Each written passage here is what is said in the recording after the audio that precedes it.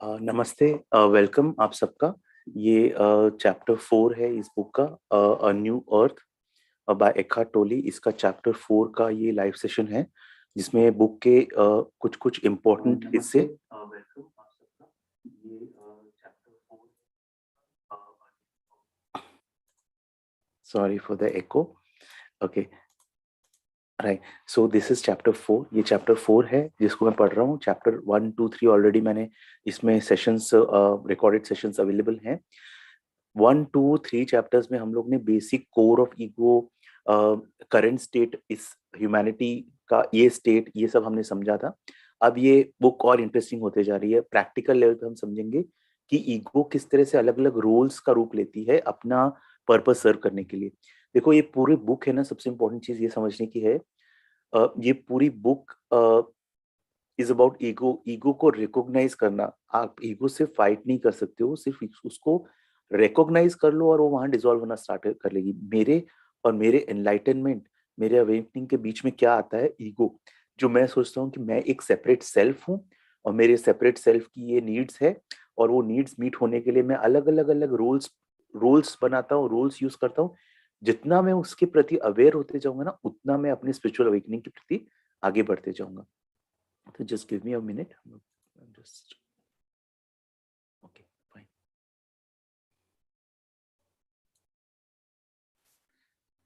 Okay, right. So अभी ये book start करता हूँ मैं रीडिंग। आपके कोई भी क्वेश्चंस हो आप चैट बॉक्स में डाल सकते हैं, ठीक है? ओके। एकार्ट बोलते हैं कि ईगो अलग अलग रोल्स देखती है, अलग अलग रोल्स यूज करती है अपना पर्पस सर्व करने के लिए, ठीक है? और लोग बेसिकली, जब तक वो लोग ना उन ईगो, उस रोल से आइडेंटिफाई हो जाते हैं। रोल्स कौन से? जैसे कि मैं पुलिसमैन हूँ। एक पुलिसमैन या एक आर्मी मैन क्या करेगा? घर आके भी अगर वो रोल से बहुत ज्यादा आइडेंटिफाइड है तो घर आके भी वो अपने बच्चों से भी उसी डिसिप्लिन से बात करेगा। या एक टीचर है तो घर आके भी वो बच्चों को वैसे ही डांटेगी जैसे एक टीचर एक अपने टीचिंग इसमें करियर में करती है।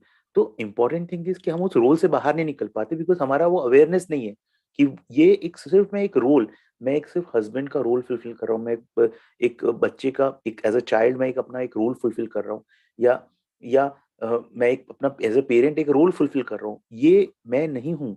I am much more than this. ये तो एक लिमिटेड पीरियड के लिए एक रोल है जो मैं फुलफिल कर रहा हूँ। ये रिकॉग्निशन अपने अंदर लाना है अपने को, ठीक है? देखो, इसमें क्या बताया कि ईगो जो है ना, ईगो क्या सोचता है? ईगो को ये नहीं पता कि सारा सोर्स, सारी एनर्जी मैं खुद ही हूँ, ठीक है?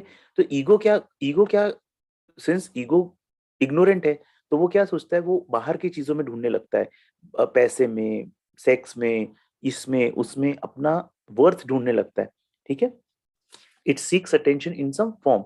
जबकि रियल अटेंशन कहाँ है? मेरे अंदर जो प्रेजेंस है, जो अवेयरनेस है, वो अवेयरनेस ने ही ये सब क्रिएट किया है। तो वो अवेयरनेस, मुझे सिर्फ अपना ध्यान उस अवेयरनेस पे रखना है। जैसे ओशो बोलते हैं, होश पूर्वक जीना, अपना होश पे अपना ध्यान केंद्रित रखना। मैं वो छोड़ के क्या करता हूँ? मैं सब चीजों में, इंडिविजुअल चीजों में अपना ध्यान डाल देता हूँ, ठीक है? एक minute just. Okay, fine. Sorry, right. So अच्छा, इसमें एक बहुत अच्छी चीज ये बताई है कि आप सोचते हो कि अगर आप शाय हो, या शाय मतलब शर्मीले हो, तो आप ईगो नहीं, नहीं, ऐसा नहीं। एक जो बहुत कॉन्फिडेंट दिखाता है ना अपने आप को, उसमें भी ईगो है, ठीक है? बिकॉज अन डीप डाउन उसके अंदर एक फियर है कि उसकी उसकी इंफीरियोरिटी बाहर नहीं आनी चाहिए। तो ऊपर से उसको कवर अप कर देता है। ये जो whole positive thinking, positive confidence, ये सब कोर्सेज रहते हैं ना पर्सनालिटी डेवलपमेंट, ये सब एक्चुअली देखेंगे तो फालतू है, राइट? बिकॉज वो सरफेस लेवल पे उसको, बंदे को कॉन्फिडेंट दिखाते हैं, बट अंदर ही अंदर वो बंदा इनकॉन्फिडेंस है। कोई कोर्स ये नहीं सिखाता कि अपनी जो प्रेजेंस है, अपनी अवेयरनेस है, अपना माइंडफुलनेस है, उसको बढ़ाओ। वो कोई नहीं सिखाएगा। सिर्फ दिखाओ, प्रोजेक्ट करो अपने आप को कॉन्फिडेंट, बट अंदर ही अंदर तो आपका आप जानते हो, अनकॉन्शियसली आप जानते हो कि आप, यू आर नॉट कंप्लीट, ठीक है? या फिर एक शाय है और शर्मिला है, वो भी, he is also in the group of ego. Because कहीं ना कहीं दैट इंफीरियोरिटी कॉम्प्लेक्स जो उसके अंदर है, इनएडिक्वेट सेंस ऑफ सेल्फ, जो उसने अपना एक ईगोइक पैटर्न बनाया हुआ है, वो इट इज रिफ्लेक्टिंग आउटसाइड। तो एकार्ट बोलते हैं, अगर आप किसी से सुपीरियर फील करते हो या किसी से इंफीरियर फील करते हो, दोनों केसेस में आप ईगो की ग्रिप में हो। देन अलग अलग रोल्स, विलेन का रोल, विक्टिम का रोल। विक्टिम का रोल कैसा कि भाई मेरी तो यही कहानी है, दुख भरी कहानी है, ठीक है, बिकॉज वो पर्सन चाहता है दूसरे उसकी कहानी से आइडेंटिफाई करें, उसके प्रति सिंपैथेटिक रहें, उसको उससे अटेंशन मिलता है। तो वो भी बहुत बड़ा पावरफुल है। कई लोग विक्टिम मेंटालिटी में होते हैं। हम लोग को लगता है क्यों विक्टिम मेंटालिटी में है ये पर्सन, बिकॉज कहीं ना कहीं अंदर ही अंदर उसको चाहिए, ego wants to cling to that role. And ये आप किसी भी थेरेपिस्ट से पूछ लो, देखो, कोई भी थेरेपिस्ट काउंसलर से पूछ लो, वो आपको बताएगा कि लोग अपनी प्रॉब्लम्स को छोड़ना नहीं चाहते, प्रॉब्लम लोग को छोड़ना चाहती है। एक एक पर्सन एज अ थेरेपिस्ट, एक पर्सन आपके पास आता है अपनी प्रॉब्लम लेके, वो प्रॉब्लम उसको छोड़ना चाहती है, लेकिन वो बंदा उस प्रॉब्लम को छोड़ना नहीं चाहता, बिकॉज कहीं ना कहीं उस प्रॉब्लम में उसको मजा मिलता है। तो हमको ये देखते रहना है कि हम जो अपनी प्रॉब्लम्स लेके घूमते हैं ना इतना, तो ये प्रॉब्लम्स, क्या हम रियली इन प्रॉब्लम से क्लिंग करके रखे हैं, इससे हमको कुछ मजा मिल रहा है? रिकॉग्नाइज करते रहो, देखते रहो अपने अंदर, ठीक है। अच्छा, रोमांटिक रिलेशनशिप्स जो शुरू में एक मे बी इनिशियल शादी का या कोर्टशिप का पीरियड रहता है, उसमें एकार्ड बोलते हैं कैसा रहता है, हस्बैंड वाइफ या जो both of the lovers, they have this unconscious unspoken agreement that मैं एक रोल प्ले करूंगा एंड तुम भी एक रोल प्ले करोगी, हम दोनों एक दूसरे को खुश रखेंगे उस रोल में। तो हम लोग दोनों मतलब बनावटी बिहेवियर करते हैं, क्या आप देख लो बॉयफ्रेंड गर्लफ्रेंड रिलेशनशिप्स में, बनावटी बिहेवियर चलता रहता है। But after marriage what happens is that वो रोल प्लेइंग एक ना डिफिकल्ट चीज है, ये फॉर एवर नहीं चल सकता है। तो एक पॉइंट पे वो ईगो थक जाता है और वो रोल प्लेइंग छोड़ देता है। एंड देन इट, जो रॉ ईगो है, जो डिमांडिंग वांटिंग अटेंशन, वो सारी चीजें बाहर आ जाती है, और गुस्सा बाहर आ जाता है, बिकॉज दूसरा दूसरे का भी रॉ फॉर्म बाहर आ गया, आपका भी रॉ फॉर्म बाहर आ गया, दूसरे का भी आपने रियल नेचर देखने लग गए, आपका खुद का रियल नेचर निखरने लग गया, और आपके अंदर एंगर आ गया, बिकॉज आपने शादी किससे की थी? आपने शादी उस पर्सन से नहीं की थी, आपने शादी उस पर्सन की उस इमेज से की थी, जो इमेज आपकी ईगो को लगता है कि वो आपको सेटिस्फाई करेगी हर तरह से सही, it will be right for you, your age for your ego. And जब वो चीज मीट होते नहीं दिखती है, देन एंगर अराइजेस। और जब आपके अंदर का रॉ ईगो का एंगर अराइज होता है, सामने वाले का भी अपना ईगो है, उसका भी एंगर अराइज होता है, and this is how divorces happen, this is how people separate. So what Eckhart is trying to say is कि जब हम बोलते हैं ना falling in love, so actually that is not true love. Most of the relationships have that egoic need of wanting, ठीक है, वो wanting वो खुद से सेटिस्फाई नहीं है, इस वजह से वो कोई रिलेशनशिप में जाता है, और वो ये चाहता है, वो ईगो ये चाहती है कि वो पर्सन का जो इमेज है वो मेरे को सेटिस्फाई करे, जबकि वो कुछ दिनों तक सेटिस्फाई करेगा, उसके बाद तो वो नहीं कर पाएगा। And then the whole thing, and then the person starts to, वो इंसान चाहता है दूसरा किसी से, फिर तीसरा किसी से। सो दिस, जब तक वो पर्सन खुद के पीस में नहीं आएगा ना, तब तक उसकी सर्च चलती रहेगी, और वो सर्च कभी खत्म नहीं होगी। Pre establish rules, pre establish rules में एकहर्ट बोलते हैं कि व्हाट, ये नहीं मैटर करता कि आप क्या काम कर रहे हो, क्या रोल प्ले कर रहे हो, लेकिन आप अगर उससे पूरी तरह से, इट टेक्स यू ओवर, आप पूरी तरह से उस रोल में इतना ज्यादा घुस जाते हो ना, तो आप अनकॉन्शियस हो जाते हो।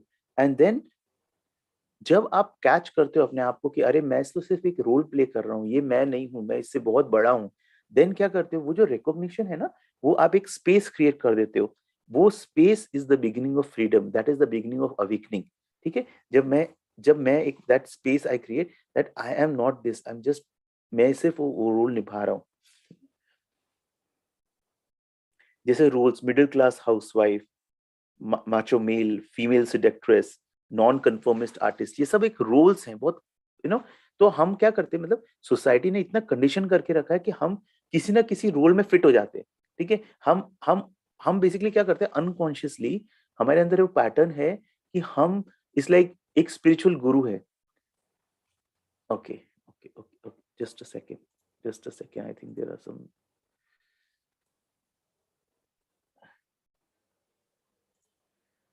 Just a second.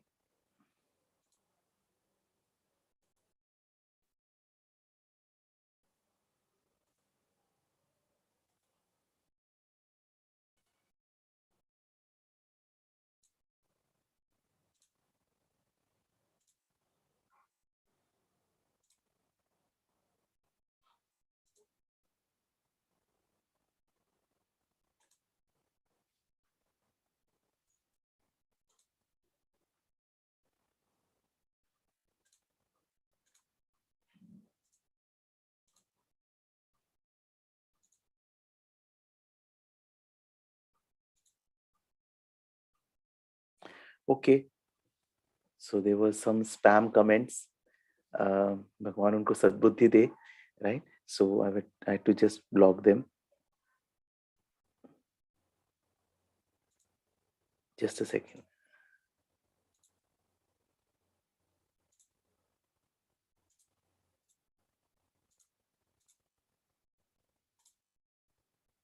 Okay, fine. Sorry for the brief kind of just delay. थोड़ा सा late. Yeah. अच्छा, temporary roles. अच्छा, if you're awake, aware, you are able to observe.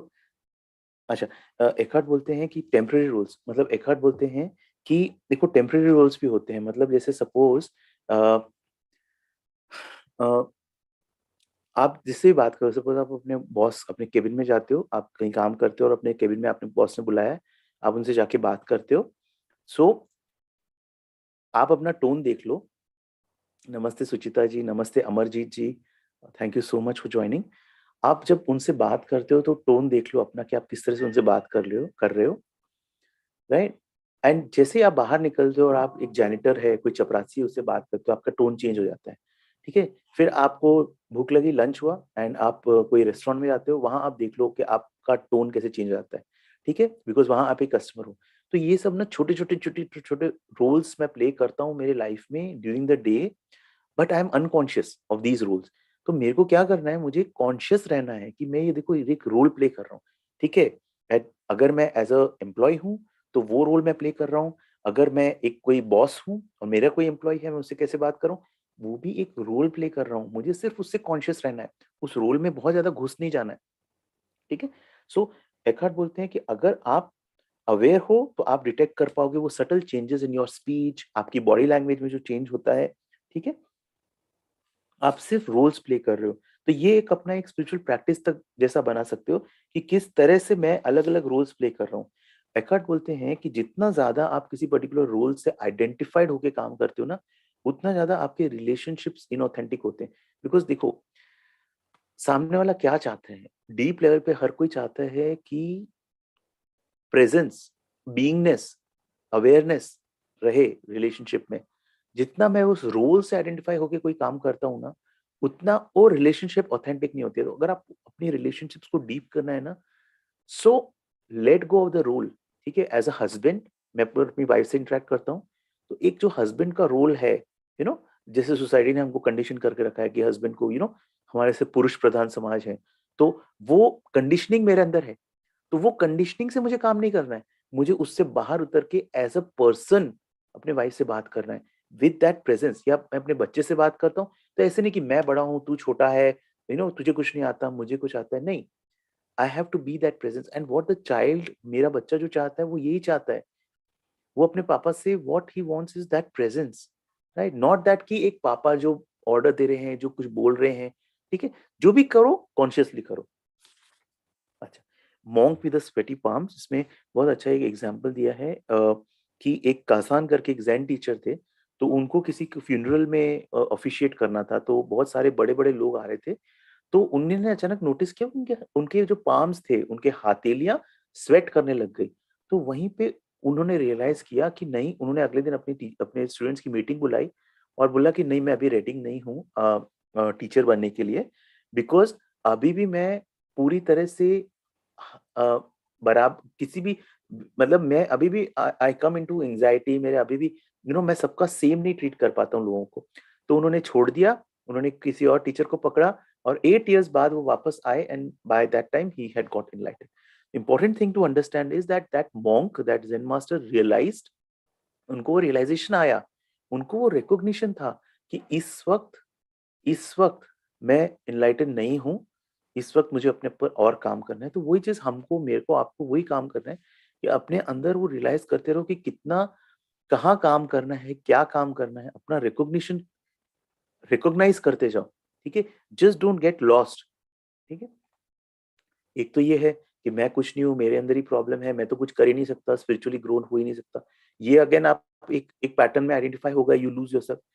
या आप बोलते हो अरे मैं तो सब सीख चुका हूँ, मेरे को कुछ नहीं करना, मेरे को कोई, you know, I don't have to do anything, मैं तो ऑलमोस्ट एनलाइटन हो गया हूँ, वो एक और पैटर्न। तो इन दोनों पैटर्न से बाहर निकलना है, उसको रिकॉग्नाइज करना है। ये जो थॉट्स फीलिंग्स चीजें आ रही है ऊपर, उसको रिकॉग्नाइज करते जाना। अच्छा, happiness as a rule versus true happiness. अच्छा, इसमें एकार्ट बोलते हैं कि कई लोग जो बहुत स्माइल करते हैं ना, एक्चुअली वो अपने अंदर बहुत डीप पेन छुपा के रखते हैं। तो हमारी सोसाइटी, हमारे पेरेंट्स हम क्या सिखाते हैं? हमारी सोसाइटी हमको ये सिखाती है ना कि पुट अ ब्रेव फेस, मर्द बनो, यू नो अपना स्माइल रहनी चाहिए चेहरे पे, चाहे अंदर कितना भी पेन हो। नहीं, हमको अपने बच्चों को ये सिखाना है कि बेटा आपका जो पेन है ना, उसको एम्ब्रेस करो, उसको फील करो, उसको फील रिकॉग्नाइज करके रिलीज करो। उसको दबाओ मत, उसको छुपाओ मत, रोना आए तो रो लो। ये सब चीजें हम लोग को अपने अ, बच्चों को सिखाना है। तो एकार्ट बोलते हैं अगर आपके अंदर अनहैप्पीनेस है, दुख है, तो आपको क्या करना है, पहले तो आपको सिर्फ एक्नॉलेज, जैसे मैंने, अगर आप देखोगे मैंने अपने चैनल पे रेन टेक्निक पे भी एक वीडियो बनाया है। RAIN technique, recognise, accept, investigate, nurture. ये एक सीनियर टीचर हैं, तारा ब्राक, उनका फ्रेमवर्क है। बहुत अच्छा है कि कभी भी नेगेटिव फीलिंग्स, नेगेटिव इमोशंस आए तो उसको सिर्फ रिकॉग्नाइज करो कि इस समय मेरे अंदर ये चीज आ रही है। ये नहीं कि मैं दुखी हूँ, नहीं, इस वक्त दुख के फीलिंग्स मेरे अंदर आ रहे हैं, उसको रिकॉग्नाइज कर लो। जब आप रिकॉग्नाइज करते हो और then you can investigate it कि क्यों आ रहे हैं, कहाँ मेरे बॉडी में वो रिफ्लेक्ट हो रहा है। तो बेसिकली जब आप ये करते हो तो व्हाट हैपेंस इज कि awareness, presence arises in you, एक इंटेलिजेंस आपके अंदर अराइज होती है, द एनर्जी ऑफ माइंडफुलनेस वो आपके अंदर अराइज होती है, एंड वो energy takes care of that suffering. Otherwise क्या होता है, मैं पूरी तरह आई एम लॉस्ट कि मेरे अंदर ये चल रहा है, मैं दुखी हूँ, मैं दुखी हूँ, अंदर चलता रहता है। बट थोड़ा सा पीछे हट के देखो, एक ब्रेथ लो, एक सांस लो, एंड नो कि अच्छा मेरे अंदर ये इस समय ये चल रहा है। This is called mindfulness. ठीक है। अच्छा, एकार्ट बोलते हैं, देखो अगेन एक और क्लियर चीज है, मैंने इस पे वीडियो भी बनाया है। एकार्ट ने पावर ऑफ नाउ में भी बोला है, 3 वे है कोई भी चीज से डील करने का, कितनी बड़ी से बड़ी प्रॉब्लम हो। या तो अपने आप को उस प्रॉब्लम से हटा लो, निकाल लो, रिमूव कर लो सिचुएशन में से। सेकंड है कि उस सिचुएशन को चेंज कर लो, अपना एफर्ट डाल लो जितना भी डाल सकते हो। और थर्ड है कि जब उसके अलावा थर्ड ऑप्शन इज, जितना भी बैलेंस प्रॉब्लम है उसको पूरी तरह से एक्सेप्ट कर लो। इन तीनों चीजों में से आप अगर तीनों में से कुछ भी नहीं करें ना, तो वो आप पेन क्रिएट करोगे अपने लिए और पेन बढ़ता जाएगा। एटलीस्ट एक चीज आपको उसमें करनी है। ठीक है। सो बेसिकली एकार्ट क्या बोलते हैं, मेरी लाइफ की सिचुएशन मुझे प्रॉब्लम नहीं देती, मेरे जो थॉट्स हैं उस सिचुएशन के प्रति। ठीक है, जैसे एग्जाम्पल, मेरे अकाउंट में इस वक्त सिर्फ 1000 रुपीज बचे हैं। ठीक है, मेरे बैंक अकाउंट में इस वक्त सिर्फ 1000 रुपए बचे हैं। ये एक फैक्ट है। ठीक है। बट अगर मेरे अंदर ये थॉट आता है मैं तो बर्बाद हो गया, मेरा कुछ नहीं हो सकता, सब खत्म हो गया, सब, मैं फिनिश्ड, मैं खत्म हो चुका हूँ, ये सब चीजें कहाँ से आती है? ये सब चीजें मेरे ईगो से आती है। तो मुझे फैक्ट और ईगो में डिफरेंशिएट करना है। मेरे को प्रॉब्लम कौन देता है? मेरे थॉट्स देते हैं। इस मोमेंट में जो है वो है, उसको मैं चेंज नहीं करता। अगर मेरे अकाउंट में, मेरे बैंक अकाउंट में इस वक्त 1000 रुपए है, तो मेरे बैंक अकाउंट में इस वक्त 1000 रुपए हैं। ठीक है, वो कुछ सही या गलत नहीं है उसमें, वो एक फैक्ट है। प्रॉब्लम मेरे थॉट्स हैं, जो बोलते हैं कि अरे अभिनव खत्म हो गया, देख दूसरे कहाँ जा रहे हैं, तू कहाँ रह गया, ये सब। तो मुझे क्या करना है, इन थॉट्स पे अपना ध्यान लेके जाना है कि अच्छा ये सब थॉट्स मेरे अंदर चल रहे हैं, जैसे मैं उनके प्रति अवेयर हुआ, so that energy of mindfulness, that will take care of those thoughts. हर समय रिकॉग्नाइज करते रहो कि क्या चल रहा है अपने अंदर। और वही, देखो जैसा आप थॉट सोचोगे ना आपके अंदर, वैसा आपके अंदर इमोशन आएगा। ठीक है, जो आप सोचोगे थॉट्स, वही इमोशंस आपके अंदर आएंगे। ठीक है, तो rather than be the thoughts and emotions, be the awareness behind them. Eckhart बोलते हैं हैप्पीनेस को बाहर मत ढूंढो, इस मोमेंट में आ जाओ। इस मोमेंट में आप फ्री हो जाते हो। ठीक है, हैप्पीनेस के पीछे मत भागो, ट्राई टू बी फ्री। बल्कि वो भी ट्राई नहीं करना है, just be in this moment. जब आप इस मोमेंट में आते हो ना, तब आप फ्री हो जाते हो। हैप्पीनेस, अनहैप्पीनेस, इन सब कॉन्सेप्ट से बाहर पीस में आते हो। अल्टीमेटली क्या चाहिए? हैप्पीनेस के आगे भी आपको बेसिकली क्या चाहिए? हैप्पीनेस भी ले लेके कितना ले लोगे? अल्टीमेटली जो चाहिए वो है पीस, शांति। हम्म? वो शांति आपको इस मोमेंट में मिल सकती है। उसके लिए कहीं जाना नहीं, कहीं 10 साल वेट करना नहीं, कहीं कुछ अचीव नहीं करना। जैसे थिक नाट हान है, बुद्धिस्ट मॉन्क, वो बोलते हैं हर स्टेप आप जब जमीन पे रखते हो ना, तो ऐसे बोलो, I am, I have arrived, I am hope, I am home. मतलब मैं पहुंच चुका हूँ जहां, मुझे कहीं 10 साल बाद नहीं पहुंचना, मुझे जहाँ पहुंचना था मैं इस वक्त पहुंच चुका हूँ, मैं अपने घर पे आ चुका हूँ। ठीक है। अच्छा, पेरेंटहुड पे एकार्ट बहुत अच्छा बोलते हैं कि पेरेंट्स किस तरह से बिहेव करते हैं। वो अपने आप को सुपीरियर मानते हैं, बच्चे को इंफीरियर मानते हैं, और बच्चों को बताते ऐसे करो ऐसे करो। ठीक है। ये करो, तुमने अपना होमवर्क किया कि नहीं, ये किया कि नहीं। इंपॉर्टेंट थिंग इज दैट बच्चा आपसे वो नहीं चाहता। ठीक है। और जितना आप बच्चों, और उसमें क्या करते हो, आप बच्चे को ना अपने ईगो का पार्ट बनाते हो। एकार्ट बोलते हैं बच्चा आपके लाइफ में आया है, आपके थ्रू आया है, बट वो आपका हिस्सा नहीं है, उसकी अपनी आइडेंटिटी है। ठीक है। तो आप अब क्या करते हो बेसिकली, ईगो को, और हम क्या करते हैं, हम बच्चे को ईगो, अपनी ईगो का पार्ट बना लेते हैं। तो बेसिकली बच्चे को, अगर मेरा चाइल्डहुड बहुत पुअर था, मैंने पॉवर्टी देखी है अपने चाइल्डहुड में, तो मैं क्या करूंगा, अपने बच्चे को बहुत सारी चीजें दूंगा, बहुत स्पॉइल कर दूंगा। क्यों? बिकॉज कहीं ना कहीं मेरी ईगो फुलफिल होती है कि जो मैंने अपने बचपन में नहीं देखा, वो मैं अपने बच्चे के थ्रू देख रहा हूँ। लेकिन उस चक्कर में प्रॉब्लम ये होती है, बच्चे को जो एक्सपीरियंस चाहिए, सही एक्सपीरियंस उसकी ग्रोथ के लिए, उसको वो नहीं मिल रहा है। या अगर मैंने लाइफ में बहुत ज्यादा इनसिक्योरिटी देखी है, तो मैं बहुत ज्यादा ओवर प्रोटेक्टिव हो जाऊंगा अपने बच्चे के प्रति। ठीक है, उसमें भी हार्म है। बिकॉज जितना आप ओवर प्रोटेक्टिव होगे, उतना आप उनको ग्रो नहीं करने दोगे। दे दे विल रिमेन शैलो। हाँ। तो ये सब चीजें हमको ये देखना है, क्या हम अपनी ईगो तो नहीं थोप रहे बच्चे पे। बहुत ज्यादा इंटरफेयर करते हैं पेरेंट्स जो अपने बच्चे की इसमें। बिकॉज क्या, कहीं ना कहीं वो सोचते हैं कि वो बच्चा ईगो, उनकी ईगो का पार्ट है। They should the child should serve them. उनको ऊपर से लगता है मैं अपने बच्चे की बहुत देखभाल कर रहा हूँ, कि एक्चुअली नहीं है, वो अपनी ईगो की देखभाल कर रहे हैं। ठीक है। अच्छा, एंड व्हाट हैपेंस इज कि जब बच्चा बड़ा हो जाता है, तो भी वो पेरेंट का ईगो छोड़ता नहीं है, वो कंटिन्यूअसली इंटरफेयर करते रहते हैं बच्चे की लाइफ में। और कि मैं जानता हूँ तुम्हारी लाइफ में क्या सही है, इसी तरह पेरेंट और बच्चे के डिफरेंसेस क्रिएट होते हैं। ठीक है। सो और वो किस क्या करते हैं, गिल्टी, बच्चे को गिल्टी दिखाते हैं कि वो बच्चा गिल्टी है, कि वो अपने मेरे ऑर्डर फॉलो नहीं कर रहा, मेरे इंस्ट्रक्शंस फॉलो नहीं कर रहा। Ultimately what the parent wants is, parent ये चाहता है कि उसकी ईगो सेटिस्फाई हो। सरफेस लेवल पे वो दिखा रहा है कि वो, और वो खुद यही मानता है कि मैं अपना बच्चे का देखभाल कर रहा हूँ, बट अंदर ही अंदर अपनी ईगो को सर्व कर रहा होता है पेरेंट। ठीक है। तो एज अ पेरेंट हम सबको ये चीज ध्यान रखनी है, हम सबको इस चीज से अवेयर रहना है कि कहाँ हम अपनी बाउंड्री क्रॉस करते हैं एज अ पेरेंट। हम अपनी ईगो अपने बच्चे पे तो नहीं थोप रहे। राइट। देन एक रोल क्या प्ले करते हैं पेरेंट्स इज कि अपने आप को और कंप्लीट करना अपने बच्चों के थ्रू। जैसे मैं बचपन में कुछ बनना चाहता था, लेकिन मेरे पास उतना पैसा नहीं था, मेरे पेरेंट्स के पास उतना पैसा नहीं था, या due to whatever reason मैं नहीं बन पाया। मैं क्या चाहता हूँ कि मैं अपने बच्चों के थ्रू वो चीज बनने की कोशिश करूँ। मतलब एक बच्चे को उस पर्टिकुलर, जैसे वो 3 इडियट्स में था कि क्या फरहान, फरहान बॉर्न होते ही फरहान एक इंजीनियर बनेगा, राइट, या डॉक्टर बनेगा। तो क्या मैं चाहता हूँ कि मेरा बच्चा वो चीज करे जो मैं शायद नहीं कर पाया। तो अगेन अगेन मुझे डिसअपॉइंट मत करो, मैंने तुमको तुम्हारे लिए इतना सेक्रीफाइस किया है। ठीक है। ये सारी चीजें, मेरा ईगो प्ले आउट हो रहा है। ठीक है। अच्छा, एक चीज, अगर आप बच्चे हो और आपके पेरेंट्स टॉक्सिक पेरेंट्स हैं, जो जो इस ग्रिप में, इस ईगो में है, तो अगर आप उनको बोलोगे कि ये तुम्हारा ईगो है जो तुम्हारे, ऐसा नहीं करना है।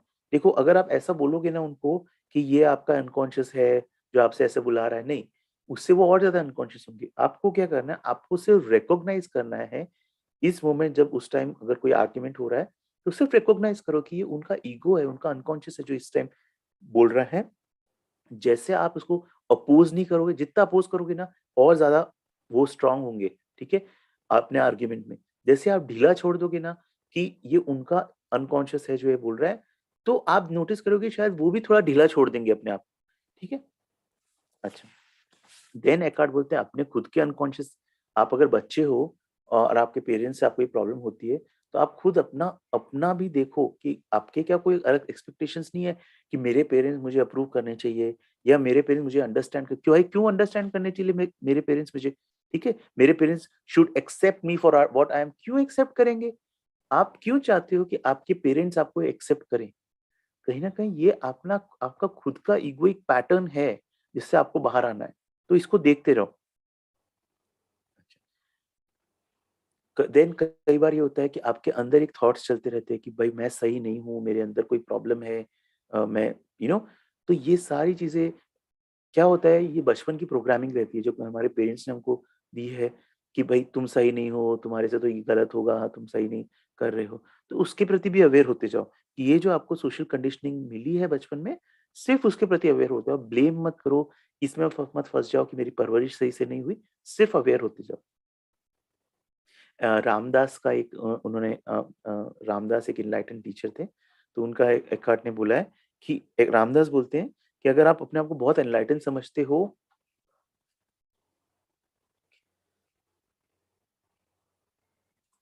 Just a second, just a second.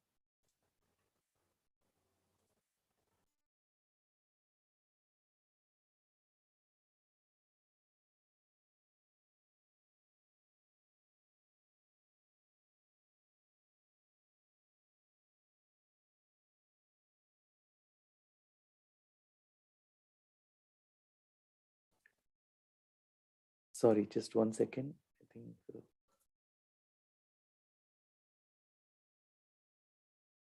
Okay. Sorry, just a second.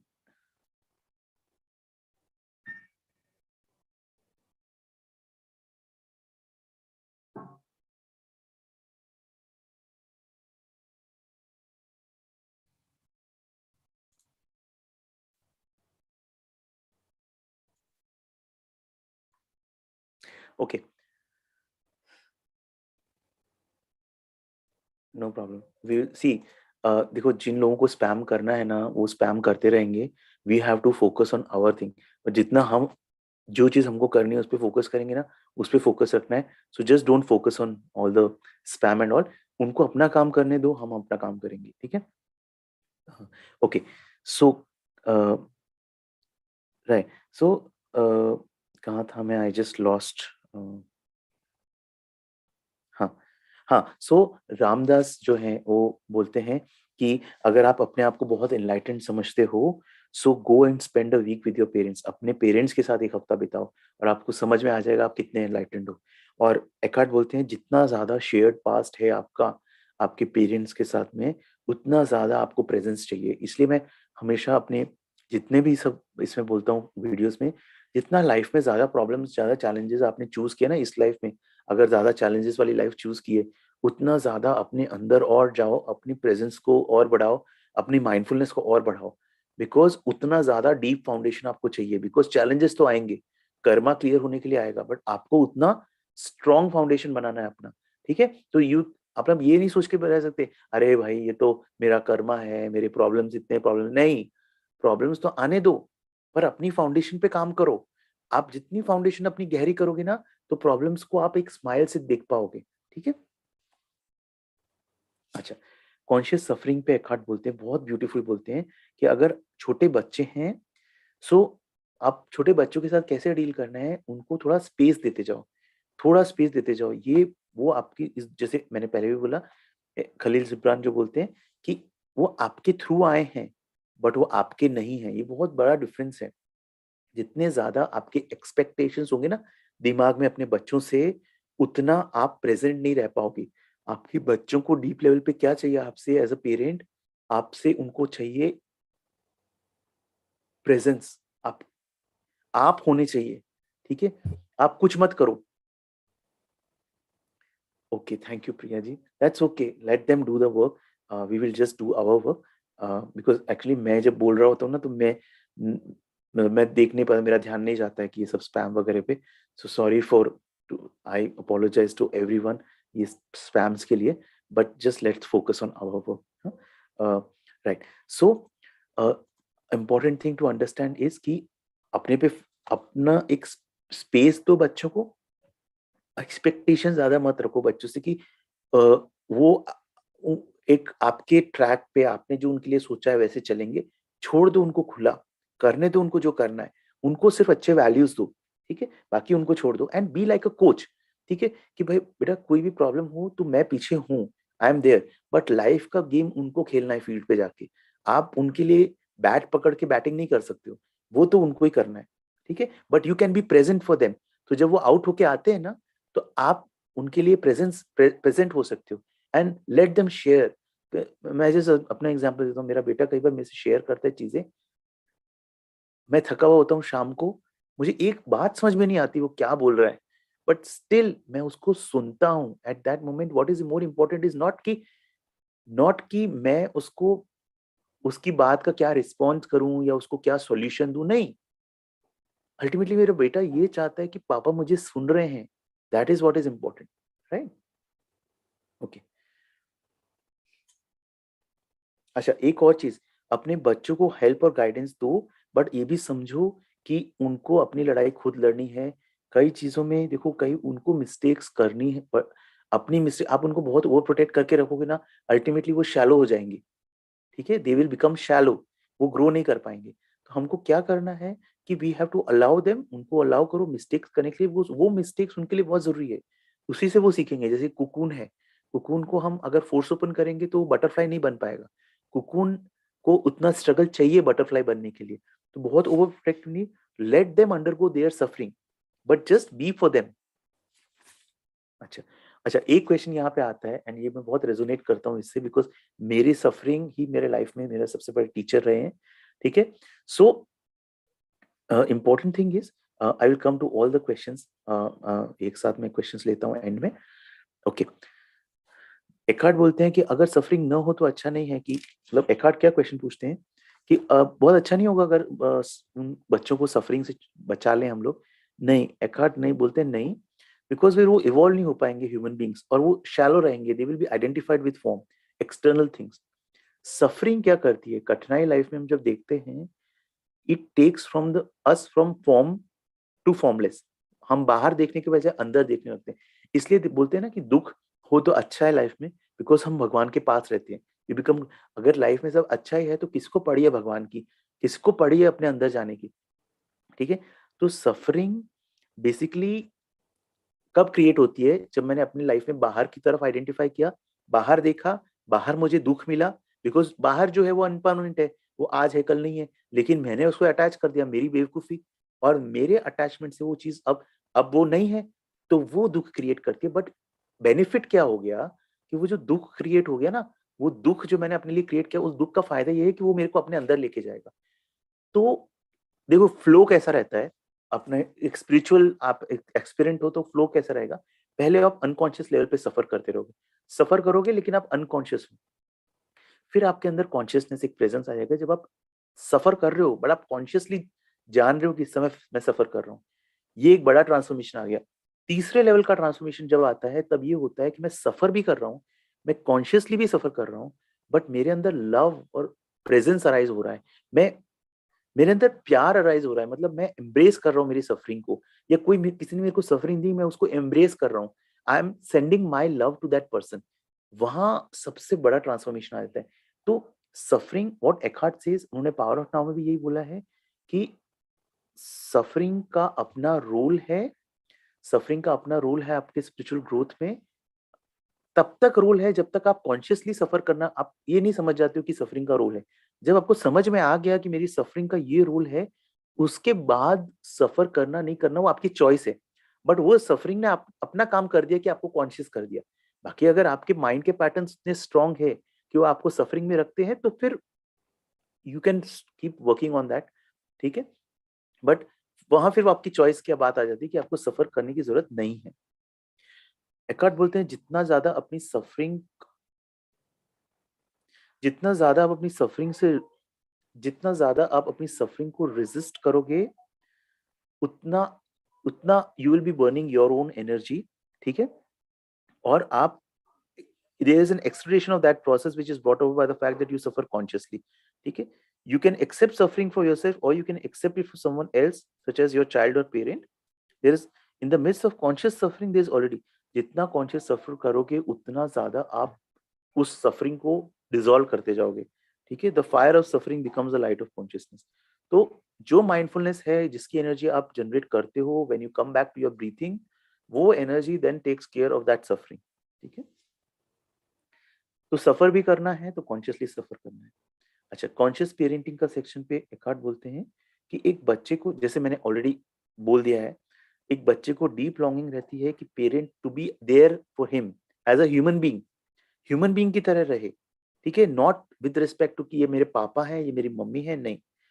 Doing कितना भी कर लो, मैं अपने बच्चे के लिए ये कर रहा हूँ, ये कर रहा हूँ, ये कर रहा हूँ, नहीं। बच्चा चाहते वो आप करो, लेकिन उससे ज्यादा इंपॉर्टेंट रहता है कि आप you be there for him. ठीक है। अच्छा, बच्चे को अटेंशन, व्हाट, बच्चे को आपको क्या करना है, आपको बच्चे को अटेंशन देना है। दो का तरह का अटेंशन एक बोलते हैं। एक तो form based attention. Form based attention क्या होता है? होमवर्क किया, खाना खाया, टीवी देख रहे हो, क्या कर रहे हो, अपना बेड बनाया, ये सारा होता है फॉर्म बेस्ड अटेंशन। दूसरा होता है जो भी काम कर रहे हैं उसमें एक स्टिल प्रेजेंस रखना। ठीक है, पूरी तरह से प्रेजेंट हो, इस मोमेंट में हो। आप उस इस मोमेंट में आप उसके फादर मदर कुछ नहीं हो, you are that presence, you are the being behind the doing. ये करना है हमको, ये फॉर्मलेस अटेंशन अपने बच्चों को देना है। ओके, नेक्स्ट आते हैं,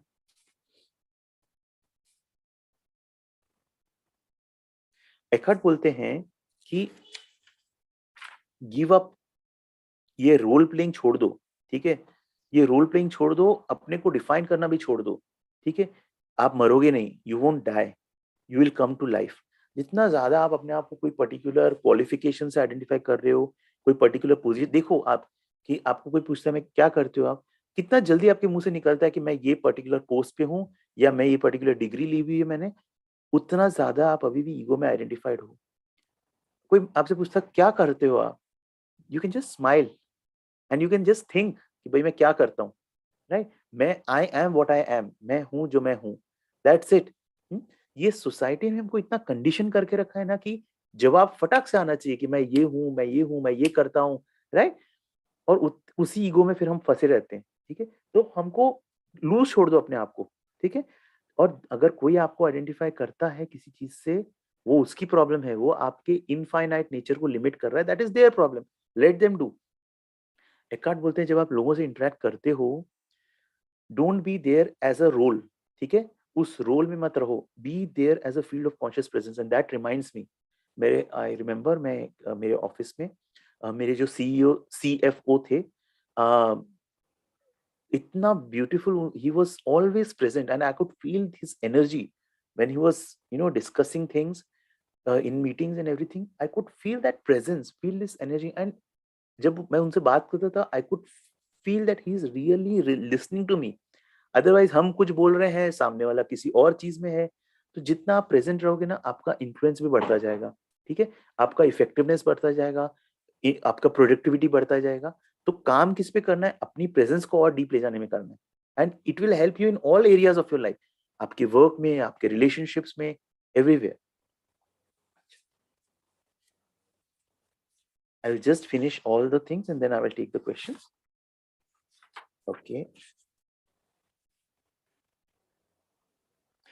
एकार्ट बोलते हैं जब आप नेगेटिव स्टेट में हो, ठीक है, तो ये देखो, एक इसको स्पिरिचुअल प्रैक्टिस बना लो कि आप नेगेटिव स्टेट में हो तो एक अंदर कुछ है जो नेगेटिविटी को मांगती है, अंदर कुछ है जिसको पसंद है वो negativity.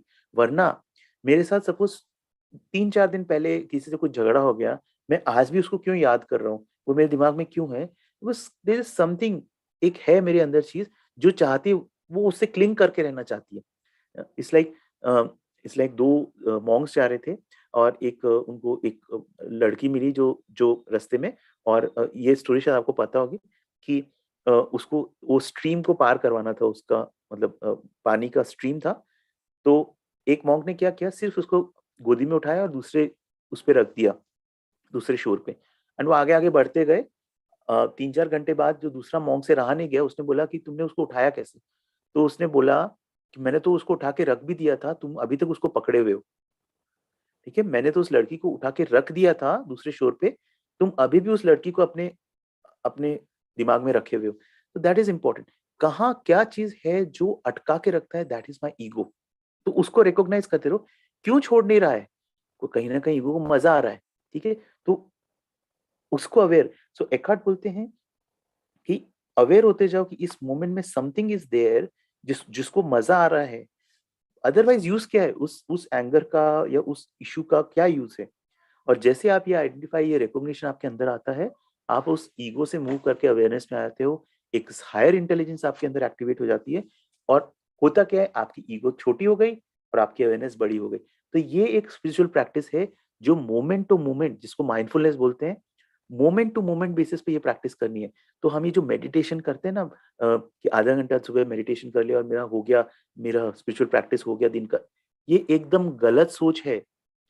Spiritual practice is moment to moment, और वो जो आधा घंटे का आपका मेडिटेशन है, वो उस मोमेंट टू मोमेंट अवेयरनेस को मेंटेन रखने में पूरे दिन में आपको हेल्प करेगी।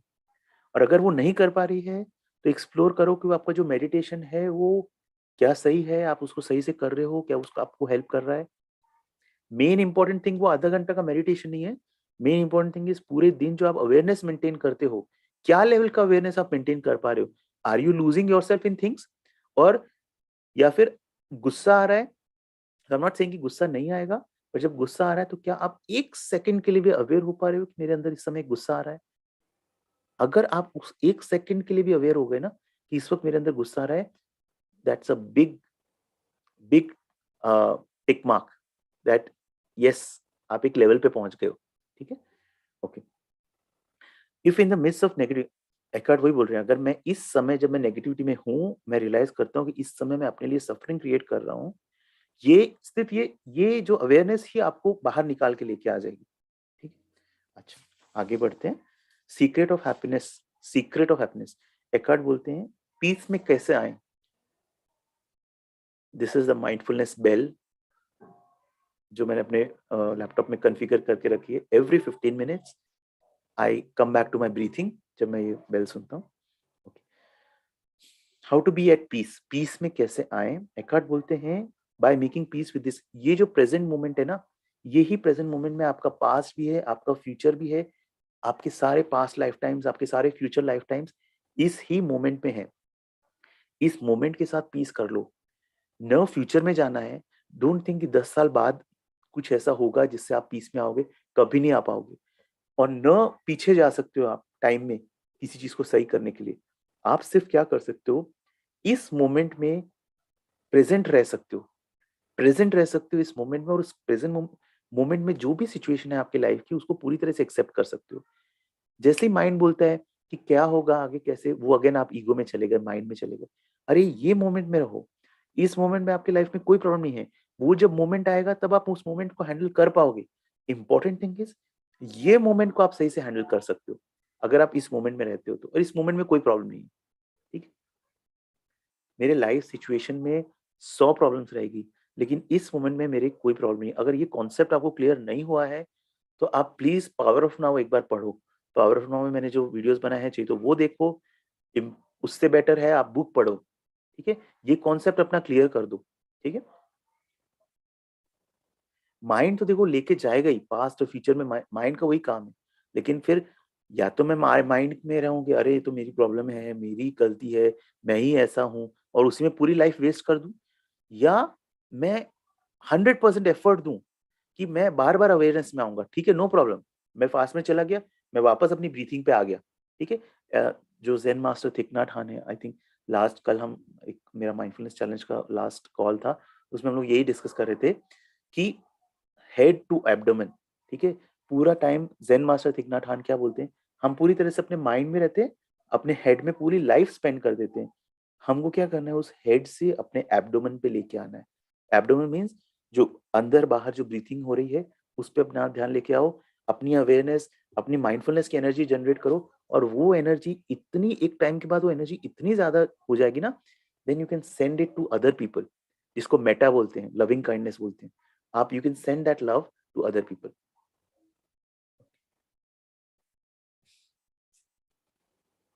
अच्छा, जितना आप उस सचनेस, इस मोमेंट में आपकी जो सिचुएशन है, अगर मेरे बैंक में 1000 रुपये बच्चे हैं, जितना मैं उसको रेजिस्ट करूंगा ना कि कैसे हो गया, ऐसा तो नहीं होना चाहिए था, मैंने तो इतनी मेहनत की, जितना मैं उसको रेजिस्ट करूंगा ना, उतना मैं अपने लिए पेन और क्रिएट करूंगा। और ईगो, देखो ईगो को वही चाहिए, ईगो को अपने सर्वाइव करने के लिए वही चाहिए।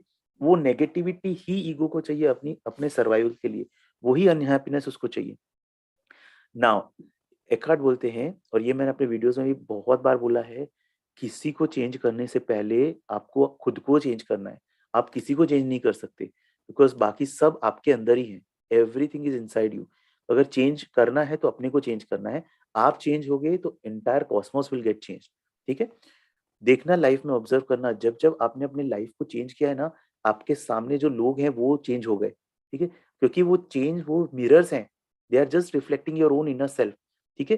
तो अगर मुझे चेंज करना है, सो एकार्ट, बहुत इंग्लिश में मैं बोलूंगा ये line, to end the misery that has afflicted the human condition for thousands of years, you have to start with yourself and take responsibility for, कितने ज्यादा एट्रोसिटीज हुए हैं, कितना कलेक्टिव पेन है, कितने वॉर्स हुए हैं, कहीं ना कहीं मेरा भी एक रोल है उसमें, ठीक है। अब ये बहुत डीप चीज है, ये हर चीज को, हर किसी को नहीं समझ में आएगी, लेकिन I am responsible for lot of wrongs that has happened, Wars हुए। तो आप अपने को क्या करना है, अपने पे काम करना है। जब मैं अपने को चेंज करूंगा, हम सब अपने को चेंज करेंगे, तो ऑटोमेटिकली कलेक्टिवली चेंज होगी चीजें। अलर्ट हो जाओ, अटेंटिव हो जाओ अपने थॉट्स और इमोशन के प्रति। अच्छा, हर समय ना एक नेगेटिविटी चलती रहती है नीचे, एक लोअर लेवल स्टैटिक की तरह, कि आई एम यूजलेस, मैं, फ्रस्ट्रेशन, बोर्डम, वो वो इतनी रेगुलर हो जाती है कि हम उसको आइडेंटिफाई नहीं कर पाते। अब जितना प्रेजेंस और स्ट्रॉन्ग करोगे, जितना डीप जाओगे अपने अंदर, आप शार्प होते जाएगी अवेयरनेस, तो उन सब पे अपना ध्यान लेके जाना है। थोड़ा सा भी अगर थोड़ा सा भी अपने अंदर अगर जो these feelings are coming up of unfulfilledness, कि मैं फुलफिल नहीं हूँ, मैं सेटिस्फाई नहीं हूँ इस मोमेंट में, तो सिर्फ उसको रिकॉग्नाइज करो कि अच्छा, इस समय मेरे अंदर ये फीलिंग आ रही। पूरा गेम रिकॉग्नाइज करने का है, और कुछ नहीं है, ठीक है। तो हाँ, तो एक इसमें ये भी क्वेश्चन आता है, रिकॉग्नाइज कर लिया, माइंड बोलेगा अब क्या करें, ये माइंड से आ रहा है, ठीक है। माइंड को क्या चाहिए, माइंड हमेशा बोलता है कि अब क्या करें, अब वो करना कुछ भी नहीं है। तो माइंड को बोलो शांत बैठो तुम, ठीक है, वापस से उसको रिकॉग्नाइज करो, वो जो अब क्या करें को रिकॉग्नाइज करोगे, अच्छा अब क्या करें, उसको रिकॉग्नाइज करो। एक दिन मैं ईगो से फ्री हो जाऊंगा, तो एकार्ट बोलते हैं कौन बोल रहा है ये ईगो बोल रहा है। एकार्ट बोलते हैं कि 10 साल नहीं चाहिए ईगो से फ्री होने के लिए, एनलाइटन होने के लिए। इस समय अपने थॉट्स और इमोशन से अवेयर होते जाओ, मोमेंट बाय मोमेंट।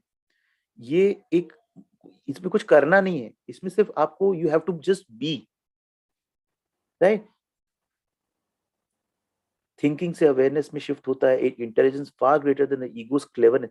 देखो, ईगो क्या है, क्लेवर है, बट क्लेवरनेस किसी काम की नहीं है, वो थोड़ा हेल्प करेगी, ठीक है। इसलिए देखना, ये जो बहुत चालाक लोग होते हैं ना, वो बहुत आगे तक नहीं जा पाते, ठीक है। वो एक लेवल तक उनका हेल्प करता है, बट मेन मेन कहाँ काम आता है, जब आप, that intelligence flows through you, जब आप प्रेजेंट होते हो ना, हर काम करते हो ना, उसमें people can sense, like a nurse who's taking care of a patient fully present, आप सेंस कर सकते हो उसका लव, उसका प्यार, आप सेंस कर सकते हो उस जगह पे, उस स्पेस में, and that is how presence works. Okay, then just coming towards the end, बहुत अच्छा सेक्शन है, लास्ट, ऑलमोस्ट लास्ट सेक्शन है ये, लास्ट नहीं, आई थिंक थर्ड लास्ट है, but quickly we will take it. Okay, work, काम में कुछ लोग होते हैं जो बहुत, विद एंड विदाउट हो, कुछ लोग बहुत अच्छे होते हैं अपने काम में, स्पेशली आर्टिस्ट, म्यूजिशियंस, ये जो क्रिएटिव लोग रहते हैं ना, बहुत ही बढ़िया रहते हैं अपने काम में, and actually they are fully present in what they do, ठीक है। उनके लिए उनका काम ही उनका स्पिरिचुअल प्रैक्टिस बन जाता है, उनको कोई मेडिटेशन अलग से करना नहीं है, वो अपने काम को ही पूरा पूरा टाइम, वो अपने काम को ही इतना ध्यान बना लेते हैं, उनके काम में पूरा पूरा ध्यान रहता है, ठीक है। बट प्रॉब्लम क्या होती है, काम में तो वो पूरा अवेयरनेस के साथ करते हैं, पूरी प्रेजेंस के साथ करते हैं, दे आर वेरी इफेक्टिव। दूसरे लाइफ के दूसरे एरियाज में दे बिकम अनकॉन्शियस। इसलिए आप देखोगे कई लोग, ये जो बड़े बड़े क्रिएटिव लोग हैं ना, they are very good at their work, paintings बना रहे हैं बहुत बड़ी, लेकिन पर्सनल लेवल पे देखोगे रिलेशनशिप्स टूट रहे हैं, बच्चों के साथ उनके रिलेशन अच्छे नहीं है। हाँ, प्रॉब्लम क्या है, उनकी लाइफ में उन्होंने एक एरिया में बहुत अच्छा अपना प्रेजेंस डिस्प्ले किया, बट बाकी सारे एरियाज में दे बिकम अल्कोहलिक, पूरा अल्कोहल कर प्रोन हो जाते हैं। प्राइवेट लाइफ में वो लोग प्रेजेंस मेंटेन नहीं कर पाते, ठीक है। एंड देन रिवर्स ऑल्सो, कुछ लोग वर्क में बिल्कुल प्रेजेंट नहीं रहते, कंप्लेन करते रहते हैं, रिजेंटमेंट करते रहते हैं, लेकिन फैमिली के साथ दे आर कंप्लीटली प्रेजेंट, ठीक है। ओके, बट हाँ, जो लोग अपने वर्क में पूरा तरह प्रेजेंट रहते हैं, उनका इन्फ्लुएंस बहुत ज्यादा, far beyond the function they perform, ठीक है। उनके प्रेजेंस में आके जो हैवी ईगो वाले लोग भी ना अपना प्रेजेंस छोड़ देते हैं, सॉरी, अपना ईगो छोड़ देते हैं, दे जस्ट अनवाइंड, थोड़ा रिलैक्स हो जाते हैं, उनका प्रेजेंस ही इतना स्ट्रांग रहता है। और देखना, अगर आपका ईगो बहुत स्ट्रांग है तो आपको लोग भी वैसे मिलेंगे आपके सामने जिनका ईगो बहुत स्ट्रांग रहेगा, and then there will be fights. फिर आपको लगेगा कि यार मेरे को ऐसे लोग क्यों मिलते हैं कि जो झगड़ने वाले लोग, अरे वो झगड़ने वाले जो जो दैट ईगो पैटर्न्स आपके अंदर ही हैं, वो सामने वाला सिर्फ आपके वो ईगो पैटर्न्स को एक्टिवेट कर देता है, ट्रिगर कर देता है। ठीक है? अच्छा, ईगो, अच्छा देन अपने वर्क में अगर आप आप प्रेजेंस नहीं मेंटेन कर पाते हो, तो ईगो क्या, अगर आपका ईगो स्ट्रांग रहेगा वर्क में तो आप हर चीज करोगे, छोटी से छोटी चीज, तो ये देखो कि मुझे रिकॉग्निशन कैसे मिलेगा, मेरे को पावर कैसे मिलेगा, इसमें बहुत सारी एनर्जी वेस्ट हो जाती है। पॉलिटिक्स करने में बहुत सारी एनर्जी वेस्ट हो जाती है। ठीक है, रिजेंटमेंट में बहुत सारी एनर्जी वेस्ट हो जाती है कि उसको तो मिल गया मुझे नहीं मिला। ठीक है, ये अब देखो ना, कंपनीज में अप्रेजल साइकिल के टाइम पे कितनी नेगेटिविटी रहती है, पूरी गॉसिपिंग चलती रहती है, या all these things, water cooler conversations चलते रहते, और उनका मेन अटेंशन होता है प्रॉफिट या पावर।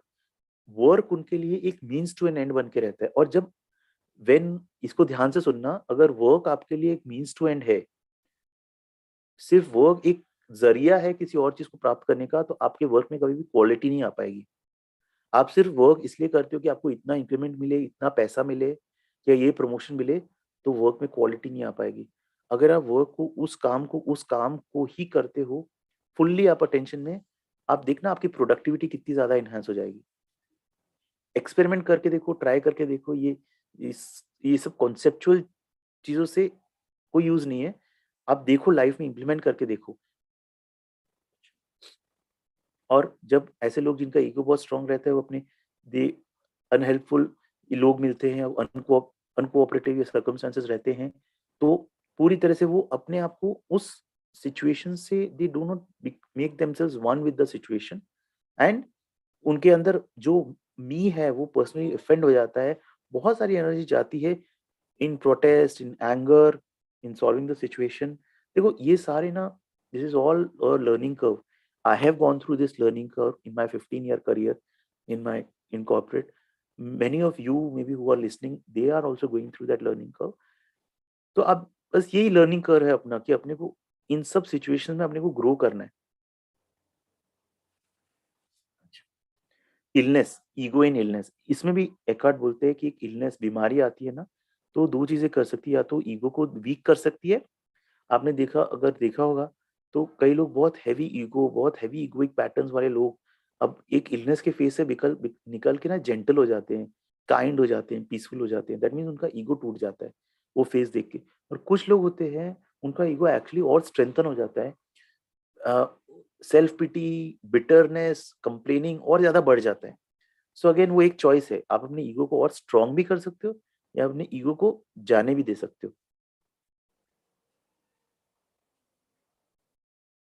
अच्छा, और एकार्ट बोलते हैं जिनका इलनेस में ईगो ज्यादा स्ट्रेंथन होता है, जो अपनी कंप्लेनिंग और ये सब पैटर्न्स में और ज्यादा अटकते हैं, उनको रिकवर होने में बहुत ज्यादा टाइम लगता है, बिकॉज जो एनर्जी हीलिंग में जानी चाहिए वो इस समय यूज होती है कंप्लेनिंग और सेल्फ पिटी में।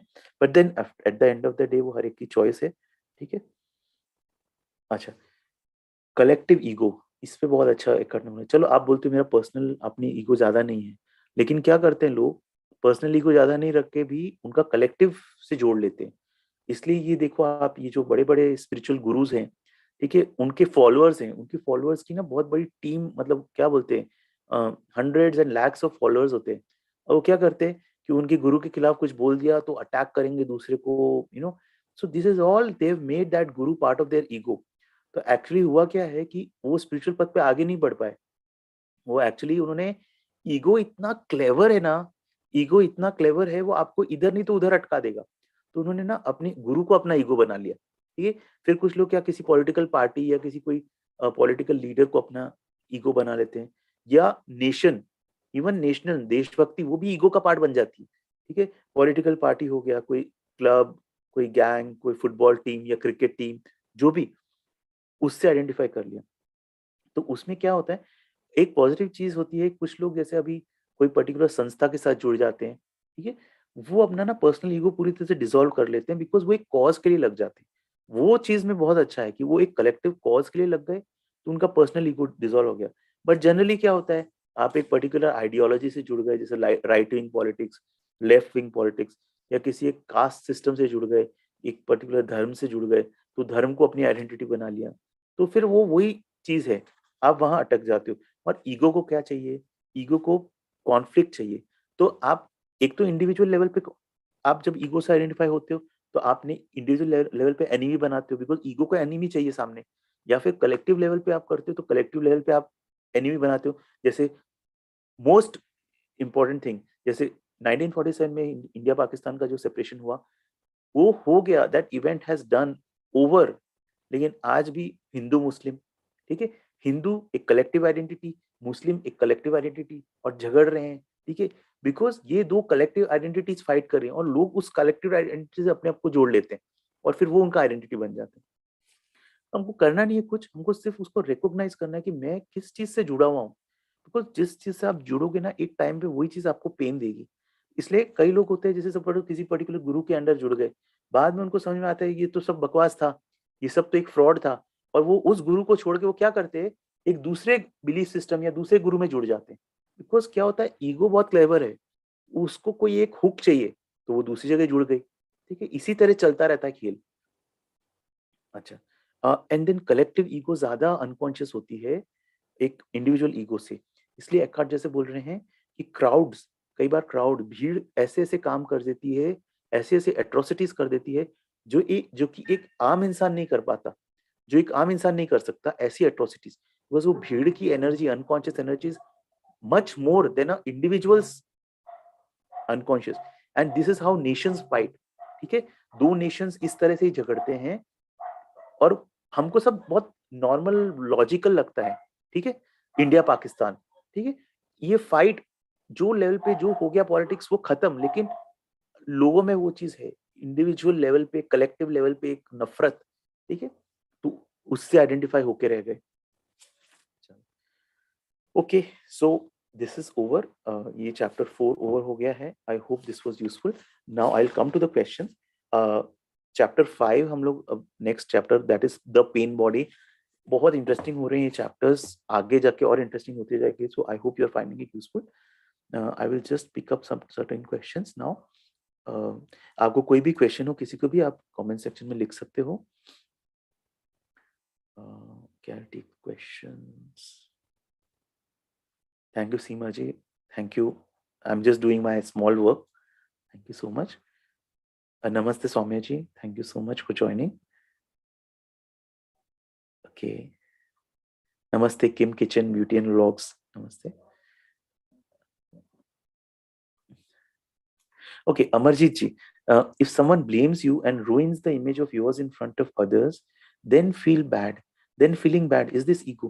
See, important thing यहाँ पे यही है कि yes, anger will come, you will feel bad. कोई अगर आपके image को destroy करता है, तो अब ये important चीज is just to recognize कि मेरे अंदर इस समय क्या feelings आ रही है, ठीक है? One thing is that मैं I would totally lose myself in all these feelings of कि उसने मेरे साथ ऐसा क्यों किया, उसने मेरे साथ ऐसा किया। देखो, कुछ चीजें मेरे कंट्रोल में है, कुछ चीजें मेरे कंट्रोल में नहीं है, तो जो चीज मेरे कंट्रोल में नहीं है वो चीज हो गई।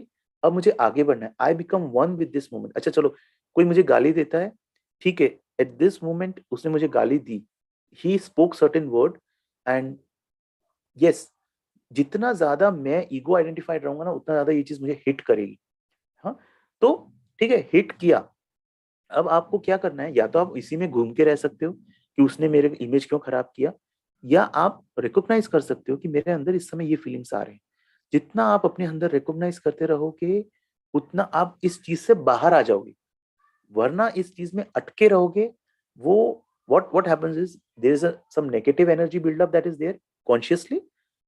अगर आपने इसको क्लियर नहीं किया with the energy of mindfulness, with the energy of mindful breathing, ये वापस से आपके जाके सबकॉन्शियस में स्टोर हो जाएगा।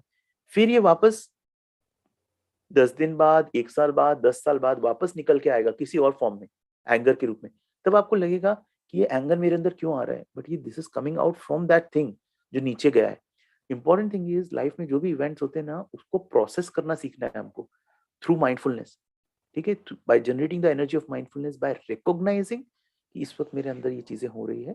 वो नहीं करेंगे तो फिर वो हम उसी उसी फ्रेम में रहेंगे। हमको अपनी स्पिरिचुअल जर्नी को ऐसे लेके जाना है, ठीक है, ऐसे नहीं रखना है, ऐसे लेके जाना है। तो ये जो सारे ट्रिगर्स है ना, ये सारे ट्रिगर्स एक्चुअली हमारी ग्रोथ के लिए ही है।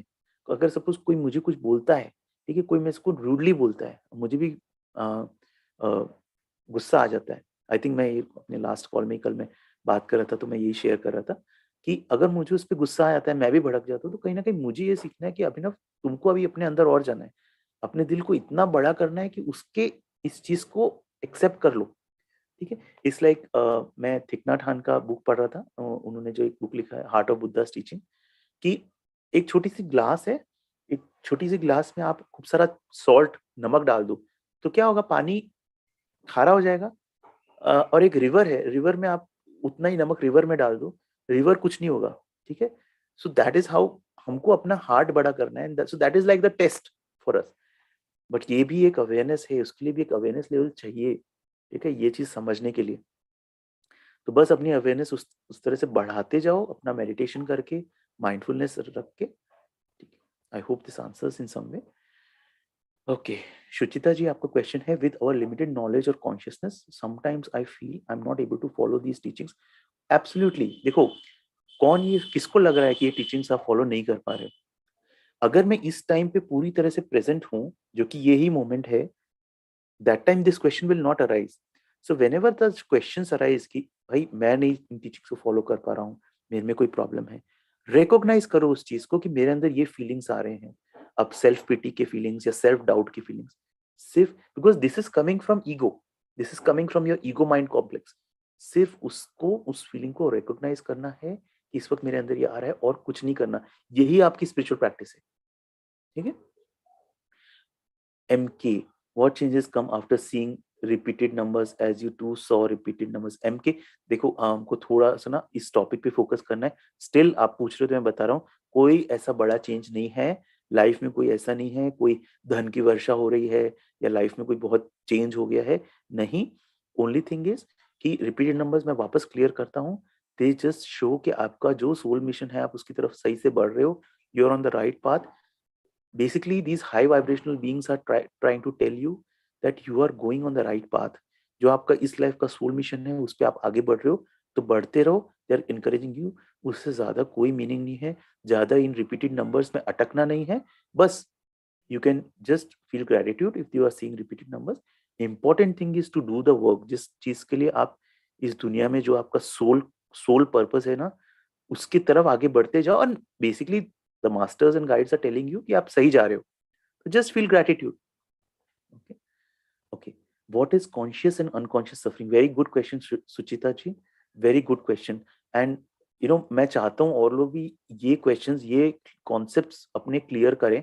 सो more and important thing is हमारा जो so this is the group. मैं एक minute, I am just giving the link to that group. Just a second, just a second. अगर कोई उस ग्रुप में नहीं है तो आप ये ग्रुप में ऐड कर सकते हो, मैंने लिंक दिया है। कहाँ गया? Yes, yes, this is the group. अगर आपको ग्रुप में ऐड करना है तो आप अपने आप को ऐड कर लो।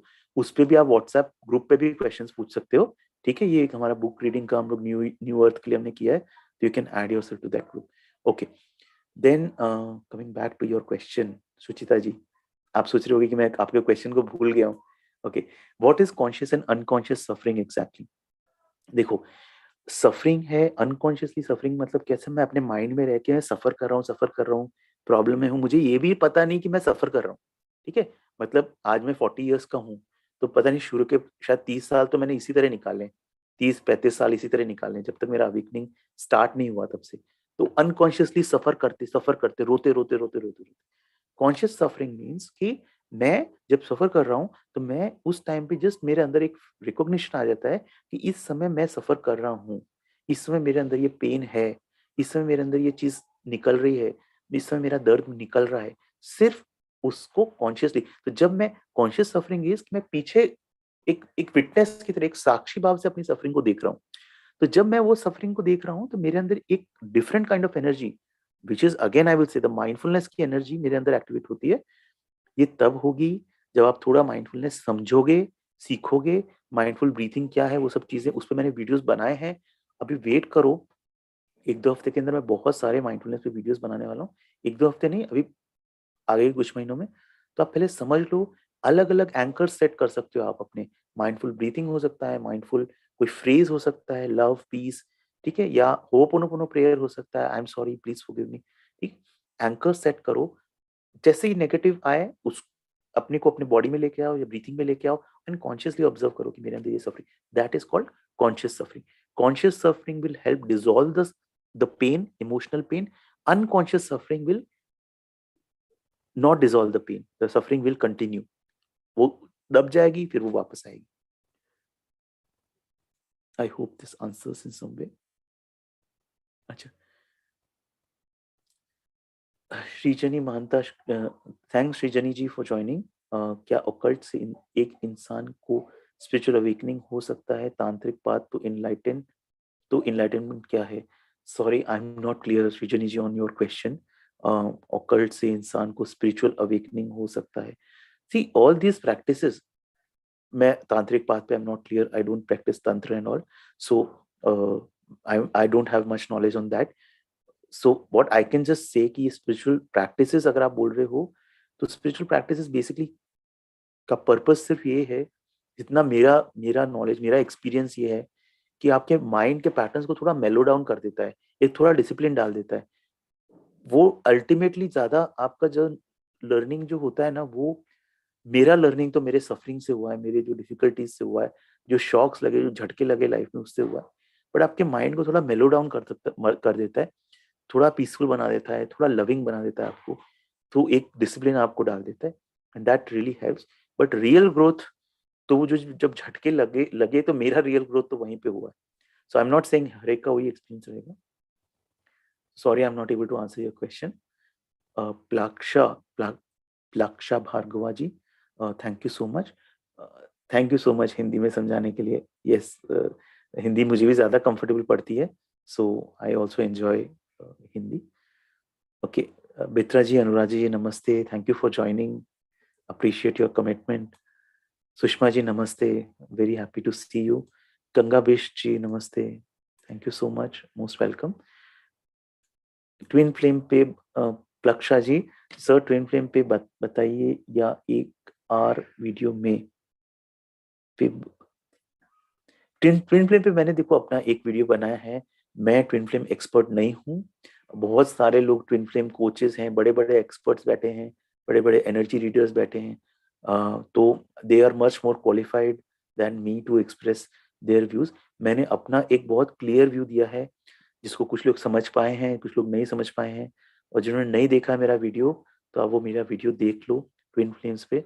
तो मेरा अभी तो कोई प्लान नहीं है ट्विन फ्लेम्स पे वीडियो बनाने का, बट अगर कोई मेरे को इंस्पिरेशन आया शेयर करने का तो मैं करूंगा। But main important thing what I am trying to say is कि ट्विन फ्लेम को बाहर मत ढूंढो, ठीक है, बाहर जो होना है होने दो, ठीक है। इंपॉर्टेंट थिंग इज जो बाहर होना है होने दो, अपने पे काम करते रहो। ट्विन फ्लेम जब सही होगा आएगा, जब सही होगा जाएगा आपकी लाइफ से। आपको सिर्फ देर आर सर्टेन एक्सपीरियंसेस जो वो देता है, बट आपको अपना फोकस अपने अंदर रखना है। That was my only point. Anuradha ji, sir कुछ इंसिडेंट कार्मिक होते हैं, तो क्यों रिकॉग्नाइज करके उसे भी ठीक, तो आई आई थिंक यू मीन क्या रिकॉग्नाइज करके उसे भी ठीक कर सकते हैं? देखो, Karma is important thing to understand is that this is what is karmic energy which is lodged, जो आपके सबकॉन्शियस में है, वो ऊपर आ रही है क्लियर होने के लिए। बेसिकली वो एनर्जी ट्राई कर रही है क्लियर होने के लिए। तो आप जितना उसको रिकॉग्नाइज करोगे, आप उसको अपॉर्चुनिटी दोगे।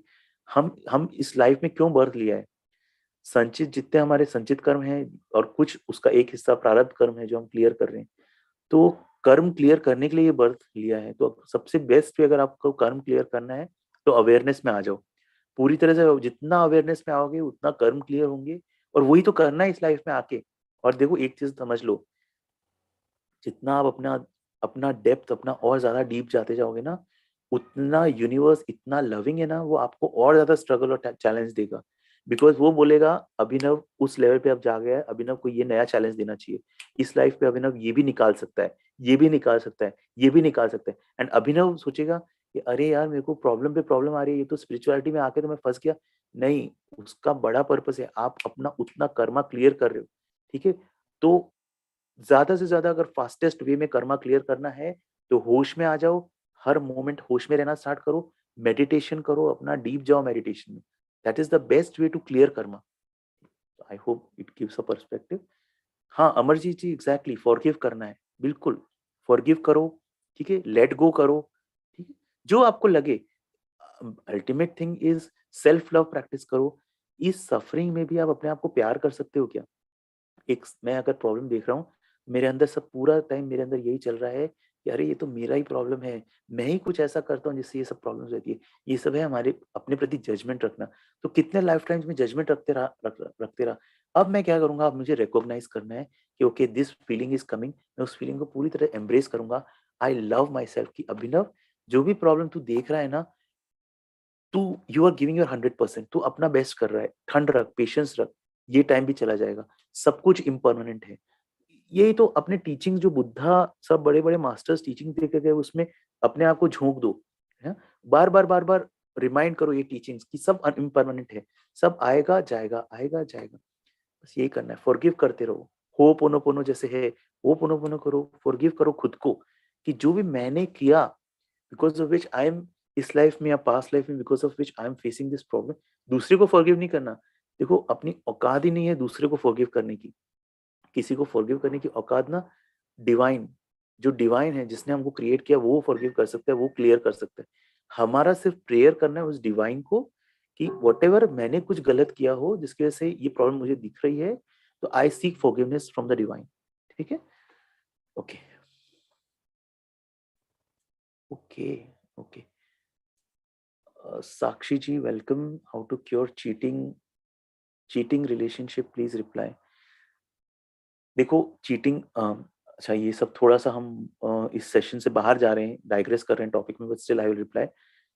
चीटिंग में देखो कहीं ना कहीं आपके लिए कोई कार्मिक लेसन है, आपके लिए कोई ऐसा लेसन है कि देखो इसमें कहीं तो कार्मिक बैलेंसिंग का एक एंगल आ सकता है कि अगर आपने किसी पास्ट लाइफ में चीट किया किसी को, तो आप अपना कर्मा बैलेंस कर रहे हो इस लाइफ में। इंपॉर्टेंट थिंग क्या करना है, अगेन रिकॉग्नाइज करो, खुद को फॉरगिव करो, दूसरों से रिवेंज मत रखो, दूसरे के अगेंस्ट एंगर मत रखो, अपनी फीलिंग्स को मैनेज करो। ये जो डिफिकल्ट चीजें निकल के आ रही है ना, अपने अंदर जो डिफिकल्टी निकल के आ रही है, जो पेन निकल के आ रहा है, ये पेन ही एक्चुअली आपको क्लियर करना है। ठीक है, तो अपने अपने हीलिंग पे काम करो। ठीक है, अपनी इन सब फीलिंग्स को एक अपने बच्चे की तरह ट्रीट करो, एक छोटे बच्चे की तरह ट्रीट करो, उसको उसको हील करो। ठीक है, हम क्या करते हैं, हम उसको रिप्रेस कर देते हैं, एंगर और रिवेंज में अटक जाते हैं। वो नहीं करना। अगर आपको क्योर, यू सेड क्योर कैसे करना है, वो फीलिंग्स को रिकॉग्नाइज करो, माइंडफुल रहो, उनको एम्ब्रेस करो, सेल्फ लव प्रैक्टिस करो, start loving your self more and more. जो हो गया हो गया। इस समय आप पूरे कंट्रोल में, इस मोमेंट में आपको कोई प्रॉब्लम नहीं है। वो जो चीटिंग इंसिडेंट हुआ हुआ, इस मोमेंट में आपको कोई प्रॉब्लम नहीं है। इस मोमेंट में जितना ज्यादा रहोगे आप उसको क्योर करोगे। जो आता है ऊपर आने दो, सिर्फ उसको एम्ब्रेस करो। So okay, I hope that helps in some way. Srijani Mahanta, okay, क्या अवेकनिंग सोल पर्पस है हमारे लाइफ का? देखो इसमें व्यू इज दैट एक्चुअली हमारा कोई पर्पस है ही नहीं। Basically we are actually fulfilling, Eckhart क्या बोलते हैं कि we are fulfilling by existing on this planet, we are fulfilling the divine purpose. ठीक है, डिवाइन का जो पर्पस है, डिवाइन ने हमको क्यों भेजा है, to get all the experiences and finally realise, पूरी तरह रियलाइज करना कि मैं उसी डिवाइन का पार्ट हूँ। ठीक है, तो मैं इस प्लैनेट पे आके मैं हूं इस वक्त, मैं अपना पर्पस सर्व कर रहा हूं सिर्फ होने से। ठीक है, सो मेरे होने से डिवाइन अपना पर्पस सर्व कर रहा है। मुझे सिर्फ क्या करना है, मुझे ना हॉलो फ्लूट, ठीक है, जैसे कृष्ण की बांसुरी है, अगर वो बांसुरी में कचरा भरा पड़ा है ना, तो कृष्ण, भगवान कृष्ण बांसुरी नहीं बजा पाएंगे, म्यूजिक नहीं निकल पाएगा। मुझे सिर्फ अपने आप को हॉलो एंड एम्प्टी करना है, ताकि कृष्ण की बांसुरी मेरे से, कृष्ण बांसुरी बजा सके, मतलब डिवाइन मेरे थ्रू अपना काम कर सके। अल्टीमेटली क्या है, मैं जब तक मेरे खुद के पैटर्न्स में अटका रहूंगा तो व्हाट विल हैपन इज कि मैं मेरे माइंड के पैटर्न्स में ही अपना लाइफ, डिवाइन मेरे थ्रू काम नहीं कर पाया। मेरे को इस लाइफ में क्या करना है, मेरे को अपने आप को क्लीन करना है, अपने आप को हील करना है, इन सब पैटर्न से रिकॉग्नाइज करते जाओ, उन पैटर्न्स को क्लियर करते जाओ, सो दैट देन डिवाइन की इंस्पिरेशन मेरे थ्रू फ्लो होगी। देन मेरा जो सोल पर्पस है उसकी तरफ मैं आगे बढ़ूंगा, मेरे को गाइडेंस मिलेगी, मुझे रियली क्या करना है। इसलिए मैंने लाइफ पर्पस का जो वीडियो बनाया था उसमें मैंने बोला था कि आपको अपना लाइफ पर्पस बताया जाएगा, लेकिन पहले आपको उतना क्लीन होना है अंदर से, ठीक है। तो वो सब प्रोसेस है, आप कोई भी चीज को जल्दी नहीं कर सकते, हर चीज का अपना टाइम आता है, समय आता है। तो हम जब माइंडफुल होते हैं, हम जब अवेकन होते हैं, तो एक्चुअली हम डिवाइन का पर्पस सर्व कर रहे हैं, ठीक है। ओके, और हर कोई अवेकन हो रहा है, सिर्फ हम जो ये स्पिरिचुअल चीजें डिस्कस करें हम नहीं, हर कोई अपनी अवेकनिंग जर्नी में है, ठीक है। हर कोई ultimately everyone is going to merge in the divine, divine से क्रिएट हुआ, डिवाइन में मर्ज करना है, तो हर कोई अपनी जर्नी पे है। एंड कोई कॉन्शियसली जर्नी पे पढ़ रहा है, अवेकनिंग जर्नी पढ़ रहा है, कोई अनकॉन्शियसली अवेकनिंग जर्नी पढ़ रहा है, और हर कोई अवेकनिंग कर रहे हैं अपनी। Saumya ji welcome, thank you for your question. Unconsciously auto pilot mode में गुड एंड बैड कर्म परफॉर्म होते हैं, उसका कर्मफल भी हम माइंडफुलनेस से, एब्सोल्युटली, एब्सोल्युटली। देखो, अनकॉन्शियसली हमें अपने लिए और कर्म क्रिएट करता हूँ, ठीक है। जैसे मैं माइंडफुल होता हूँ, मैं वो सारे कर्मों को क्लियर करना स्टार्ट कर देता हूँ। So I am clearing my past karma, but importantly I am not creating fresh karma. जो चीज मैं अवेयरनेस से करता हूँ, मैं उसमें नया कर्म नहीं क्रिएट कर रहा हूँ। कर्म कहाँ क्रिएट होता है, जब मैं अनकॉन्शियस पैटर्न्स में फंस के कोई चीज करता हूँ। तो हमारा वही प्रॉब्लम क्या हो जाता है ना, हम इस लाइफ में आए हैं अपने कर्म को खत्म करने के लिए। तो अगर सपोज 100 कर्म है, तो 5 तो खत्म कर लिए, लेकिन 10 नए कर्म बढ़ा लिए। तो इसी तरह लाइफ आफ्टर लाइफ टाइम चलता रहता है साइकिल। अब जब आप यहाँ तक पहुंच गए हो, मे बी शायद ये वीडियो देख रहे हो, ये हम माइंडफुलनेस के बारे में डिस्कस कर रहे हैं। माइंडफुलनेस इज, जो बुद्ध का, ये सारा नॉलेज बुद्ध का है, भगवान बुद्ध ने क्या बोला था, कोई गॉड को वर्शिप नहीं करना, कुछ नहीं। मैं, उनकी पूरी टीचिंग एक चीज पे थी, सफरिंग से बाहर आना है, कर्म से बाहर आना है, ठीक है। तो हमको सिर्फ ये माइंडफुलनेस, प्रेजेंस, अवेयरनेस जो आप बोलो उसको प्रैक्टिस करके इस कर्म से अपना बाहर बाहर आना है, नए कर्म क्रिएट नहीं करने अपने लिए। हाँ, बट अगर नए कर्म न क्रिएट करने का जो टेंशन अगर आपके अंदर है, या फियर है, तो वो एक और आप ईगोइक पैटर्न बन जाते हैं, तो वो भी ध्यान रखना है। अनुराधा जी, आपका क्वेश्चन है, सर हम कई बार पुरानी गलतियों की सफरिंग में रह जाते हैं, तो क्या ये माइंड गेम में? एब्सोल्युटली, जितना आप पुरानी चीजों में अटके रहोगे, तो वो सफरिंग, बट फिर देखो कि आप वो सफरिंग में आपको एंजॉयमेंट मिल रहा है, जैसे हमने अभी इस वीडियो में बात किया, क्या आपको एंजॉयमेंट मिल रहा है उस सफरिंग में? कहीं ना कहीं ईगो को सफरिंग चाहिए, उसको मजा आ रहा है, तो उसको रिकॉग्नाइज करो कि इस समय मेरी ईगो को मजा, वरना क्यों आप सफरिंग में अटके रहोगे? कहीं ना कहीं आपकी ईगो को, किसी पार्ट को ये मजा आ रहा है, क्योंकि उसको अपनी आइडेंटिटी मिल रही है उसमें, तो सिर्फ उसको रिकॉग्नाइज करना है। Okay, Amarjit ji thank you, thank you. Srijani ji thank you so much. Okay, बाहर हलचल हो अंदर न हो, बहुत brilliant, very nice, very right, very right. उसको जस्ट ऑब्जर्व करते रहना अंदर क्या चल रहा है, ठीक है। अंदर न हो ये भी एक्सपेक्टेशन नहीं रखनी, अंदर भी अगर चल रहा है दैट्स फाइन, पर उसको सिर्फ ऑब्जर्व करते रहना कि अच्छा अंदर, मेरे अंदर ये चल रहा है। Srijani ji okay, thank you so much, thank you. Plaksha ji, God bless you too Plaksha ji, और आप सबको, ठीक है, thank you so much. whenever we are getting good or bad cause of karma, absolutely। देखो, कुछ तो कर्मा से भी है, और कुछ हमारे खुद की एनर्जी अगर हम डाउन रखते हैं by wrong consumption, wrong eating, तो हम इस लाइफ में भी अपने लिए, जितना मेरा वाइब्रेशन लेस होगा, तो मुझे सामने वैसे ही लोग मिलेंगे। तो कुछ चीजें तो कार्मिक रहती है, जो कार्मिक पैटर्न्स मुझे क्लियर करने, और कुछ चीजें अगर मैं अपने इस लाइफ में अपना हाइजीन बराबर नहीं रखता हूँ, अपना अपने हैबिट्स क्लियर नहीं रखता हूँ, रॉन्गफुल कंडक्ट में घुस जाता हूँ, तो मैं अपने लिए इस लाइफ से में भी प्रॉब्लम्स क्रिएट करता हूँ। हर कोई मेरे पास्ट लाइफ की प्रॉब्लम नहीं है।